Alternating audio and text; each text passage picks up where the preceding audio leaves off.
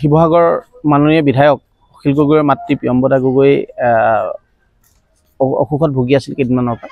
তাৰপৰা আজি কালি গধূলি 2 বজাৰ পৰা অলপ বেছিকৈ অসুখ হোৱাৰ পৰিপ্ৰেক্ষিতত অলপ চুগাৰটো বিশেষ ক্ষেত্ৰত তেখেতৰ অলপ কমি যোৱাৰ কাৰণে আচলতে এই অসামৰিক চিকিৎসালয়ত চিকিৎসাধীন হৈছে আৰু বৰ্তমান অকণমান ষ্টেবল যদিও তেখেতৰ ICUত বৰ্তমান এডমিট কৰি থোৱা হৈছে আৰু ইয়াৰ ডক্টৰে উচ্চ চিকিৎসাৰ কাৰণে এতিয়া যোৰহাটলৈ তেখেতক যোৰহাট চিকিৎসালয়লৈ তেখেতক প্ৰেৰণ কৰিব।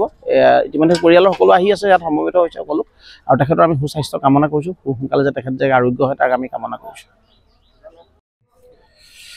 শিৱসাগৰ মাননীয় বিধায়ক অখিল গগৈৰ মাতৃ প্ৰিয়ম্বদা গগৈ অসুখত ভুগি আছিল কেইদিনমানৰ পৰা।